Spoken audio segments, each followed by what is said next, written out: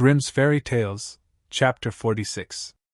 A merchant, who had 3 daughters, was once setting out upon a journey, but before he went he asked each daughter what gift he should bring back for her.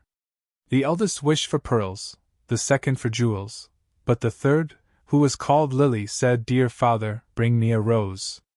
Now it was no easy task to find a rose, for it was the middle of winter. Yet as she was his prettiest daughter, and was very fond of flowers, her father said he would try what he could do. So he kissed all 3, and bid them goodbye. And when the time came for him to go home, he had bought pearls and jewels for the 2 eldest, but he had sought everywhere in vain for the rose. And when he went into any garden and asked for such a thing, the people laughed at him, and asked him whether he thought roses grew in snow. This grieved him very much, for Lily was his dearest child, and as he was journeying home, thinking what he should bring her, he came to a fine castle, and around the castle was a garden, in one half of which it seemed to be summertime and in the other half winter. On one side the finest flowers were in full bloom, and on the other everything looked dreary and buried in the snow. "A lucky hit," said he, as he called to his servant, and told him to go to a beautiful bed of roses that was there, and bring him away one of the finest flowers. This done, they were riding away well pleased, when up sprang a fierce lion, and roared out, "Whoever has stolen my roses shall be eaten up alive." Then the man said, "I knew not that the garden belonged to you. Can nothing save my life?" "No," said the lion, "nothing, unless you undertake to give me whatever meets you on your return home. If you agree to this, I will give you your life, and the rose too for your daughter." But the man was unwilling to do so and said, "It may be my youngest daughter, who loves me most, and always runs to meet me when I go home." Then the servant was greatly frightened, and said, "It may perhaps be only a cat or a dog." And at last the man yielded with a heavy heart, and took the rose, and said he would give the lion whatever should meet him first on his return.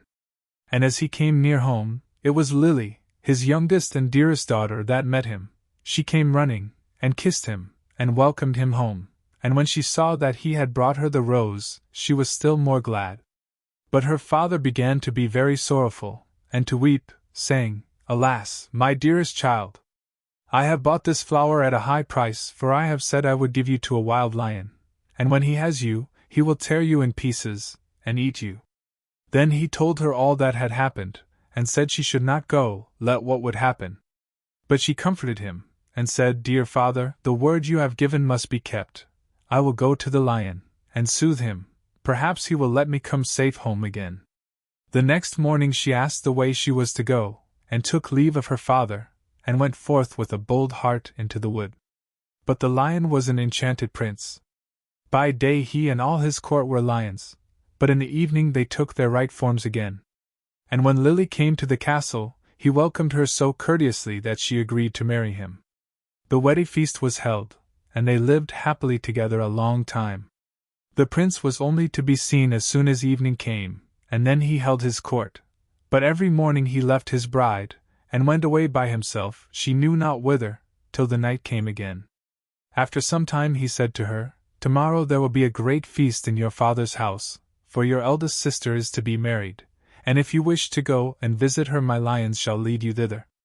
Then she rejoiced much at the thoughts of seeing her father once more, and set out with the lions, and everyone was overjoyed to see her, for they had thought her dead long since. But she told them how happy she was, and stayed till the feast was over, and then went back to the wood. Her second sister was soon after married, and when Lily was asked to go to the wedding, she said to the prince, "I will not go alone this time, you must go with me."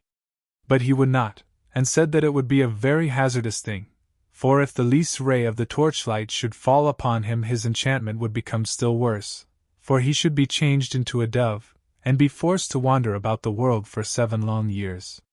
However, she gave him no rest, and said she would take care no light should fall upon him. So at last they set out together, and took with them their little child, and she chose a large hall with thick walls for him to sit in while the wedding torches were lighted. But, unluckily, no one saw that there was a crack in the door.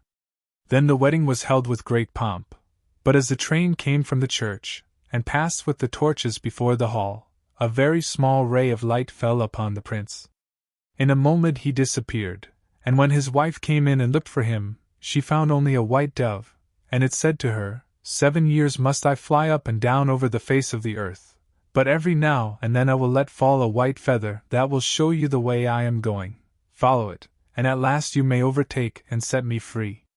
This said, he flew out at the door, and poor Lily followed, and every now and then a white feather fell, and showed her the way she was to journey. Thus she went roving on through the wide world, and looked neither to the right hand nor to the left, nor took any rest, for 7 years. Then she began to be glad, and thought to herself that the time was fast coming when all her troubles should end, yet repose was still far off, for one day as she was traveling on she missed the white feather, and when she lifted up her eyes she could nowhere see the dove. Now, thought she to herself, no aid of man can be of use to me.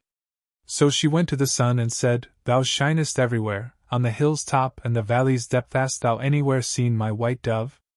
No, said the sun, I have not seen it, but I will give thee a casket. Open it when thy hour of need comes.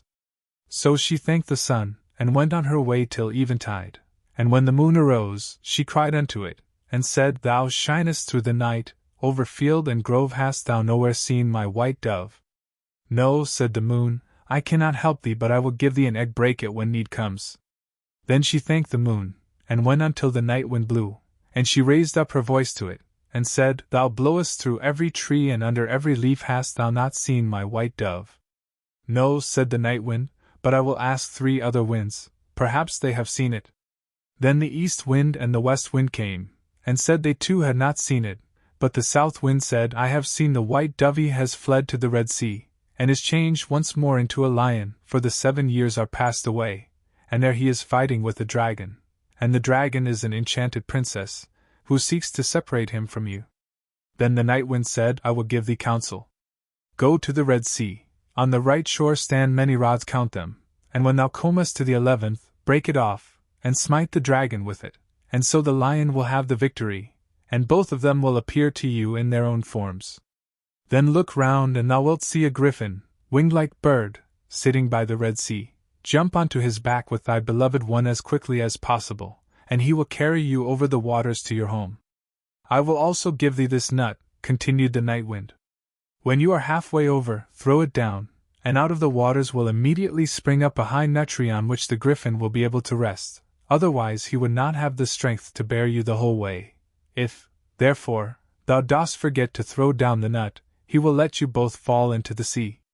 So our poor wanderer went forth, and found all as the night wind had said, and she plucked the 11th rod, and smote the dragon, and the lion forthwith became a prince, and the dragon a princess again. But no sooner was the princess released from the spell, than she seized the prince by the arm and sprang on to the griffin's back, and went off carrying the prince away with her. Thus the unhappy traveler was again forsaken and forlorn. But she took heart, and said, As far as the wind blows, and so long as the cock crows, I will journey on, till I find him once again. She went on for a long, long way, till at length she came to the castle whither the princess had carried the prince, and there was a feast got ready, and she heard that the wedding was about to be held. Heaven aid me now, said she, and she took the casket that the sun had given her, and found that within it lay a dress as dazzling as the sun itself. So she put it on, and went into the palace, and all the people gazed upon her, and the dress pleased the bride so much that she asked whether it was to be sold. Not for gold and silver, said she, but for flesh and blood.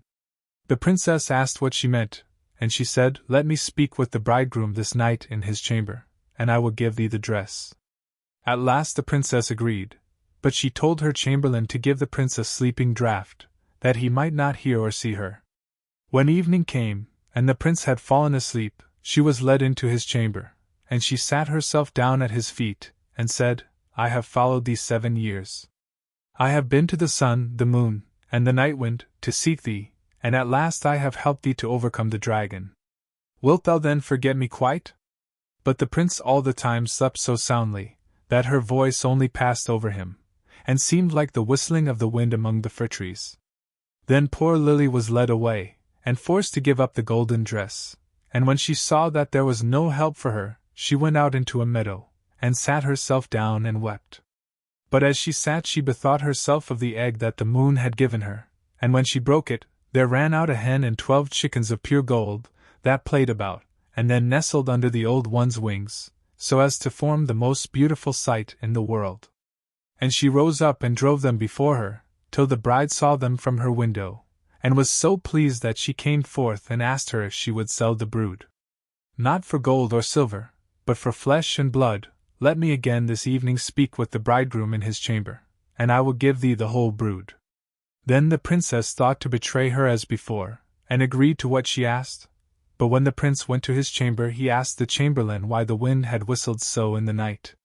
And the chamberlain told him all, how he had given him a sleeping draught, and how a poor maiden had come and spoken to him in his chamber, and was to come again that night. Then the prince took care to throw away the sleeping draught, and when Lily came and began again to tell him what woes had befallen her, and how faithful and true to him she had been, he knew his beloved wife's voice, and sprang up, and said, "You have awakened me as from a dream, for the strange princess had thrown a spell around me, so that I had altogether forgotten you, but heaven hath sent you to me in a lucky hour." And they stole away out of the palace by night unawares, and seated themselves on the griffin, who flew back with them over the Red Sea. When they were halfway across, Lily let the nut fall into the water, and immediately a large nut tree arose from the sea, whereon the griffin rested for a while, and then carried them safely home. There they found their child, now grown up to be comely and fair, and after all their troubles they lived happily together to the end of their days.